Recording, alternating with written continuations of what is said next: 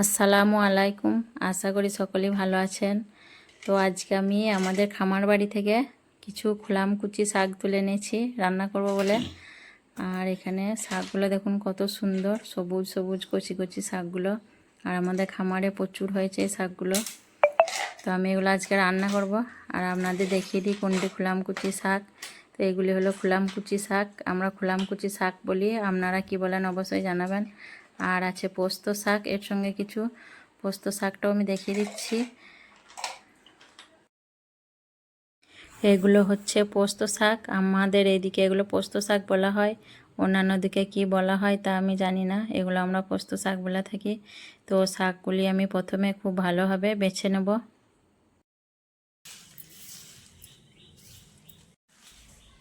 আর শাকগুলো আমি একে একে বেছে নেব। আর শাকের এই ফুলটা প্রথমে আমি কেটে ফেলে দেব, আর ডগের যে কচি অংশটা আছে সেটা নিয়ে নেব।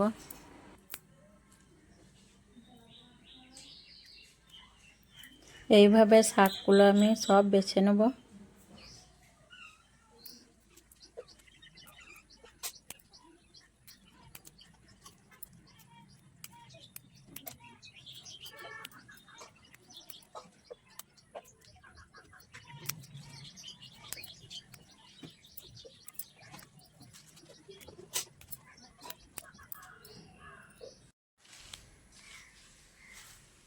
শাকগুলো আমি ভালোভাবে বেছে নিয়েছি, এখন ভালোভাবে পরিষ্কার করে ধুয়ে নেব।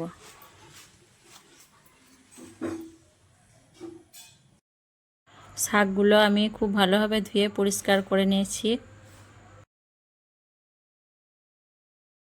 তো রান্না করার জন্য এখন আমি একটা কড়াই নিয়েছি, আর একটা বড় সাইজের আলু কুচি কুচি করে কেটে নিয়েছি শাকে দেওয়ার জন্য।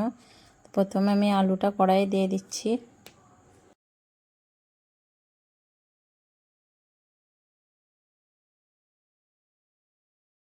আলুটা সেদ্ধ হওয়ার জন্য কিছুটা পানি দিয়ে দিচ্ছি।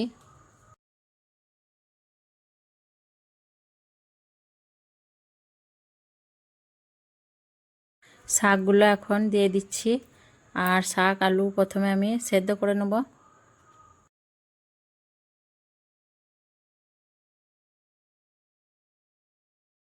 গ্যাসটা জ্বালিয়ে এখন আমি কড়াটা চাপিয়ে দিচ্ছি শাকটা সেদ্ধ করার জন্য।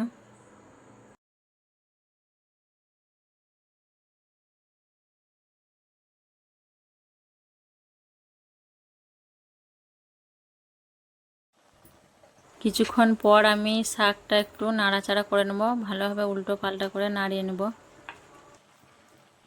আলুটা সেদ্ধ হওয়া অবধি আমি রান্না করে নেব।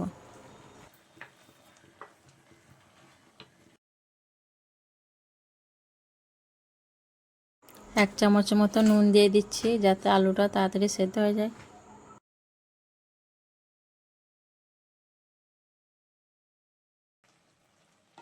আলুটা সেদ্ধ হয়েছে নাকি দেখে নিচ্ছি। তো আলুটা আমার সেদ্ধ হয়ে গেছে। আর এখন আমি শাকটা নামিয়ে নেব, আর শাকের পানিটা ঝরিয়ে নেব, কড়াটা পরিষ্কার করে নেব। কড়াইয়ে আমি এখন সরষের তেল দিয়ে দিচ্ছি।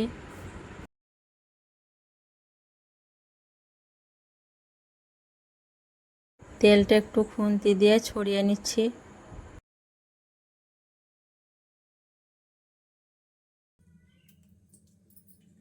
তেলটা গরম হয়ে গেছে, এখন দুটো শুকনো লঙ্কা কেটে দিয়ে দিচ্ছি ফোড়নে। 4টে কাঁচা লঙ্কা চিড়ে দিয়ে দিচ্ছি। পেঁয়াজ কুচি দিয়ে দিলাম একটা। আর পেঁয়াজ লঙ্কা আমি এখন খুব ভালোভাবে লাল লাল করে ভেজে নেব।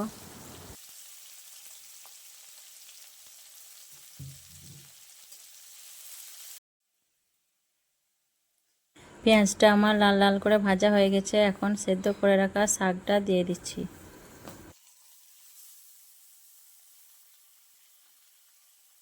শাকটা দেওয়ার পর একটু খুন্তি দিয়ে ভালোভাবে নাড়াচাড়া করে নেব।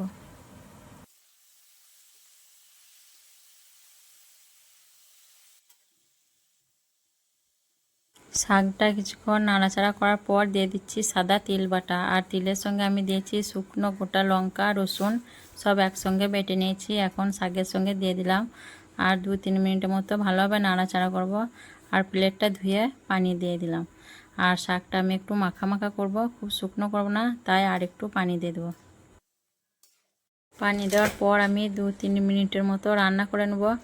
আর বন্ধুরা, এই খুলামকুচি শাক অবশ্যই একবার বাড়িতে রান্না করে খাবেন, যাদের দিকে আছে। এই শাকে খুবই পুষ্টিগুণ আছে, আর বিশেষ করে হাড়ের ক্যালসিয়ামের জন্য এই শাক খুবই উপকারী আমাদের শরীরের। আর আমার ভিডিওগুলো যদি ভালো লাগে অবশ্যই লাইক কমেন্ট করবেন, আর আমার চ্যানেলটা সাবস্ক্রাইব করে আমাদের পাশে থাকবেন। তো যারা আমার ভিডিওগুলো পুরোপুরি দেখছেন না টেনে, তাদেরকে অসংখ্য ধন্যবাদ, আর যারা নতুন বন্ধু দেখছেন তাদেরকে অসংখ্য ধন্যবাদ। এই ফাঁকে আমি নুন ঝালটা একটু দেখে নিলাম, তো আমার নুন ঝাল সবই ঠিকই হয়েছে। তো সকলেই ভালো থাকবেন, সুস্থ থাকবেন। আসবো আবার পরের ভিডিওয়। আমার শাক রান্না হয়ে গেছে, এখন গ্যাসের ফ্লেমটা বন্ধ করে দেবো।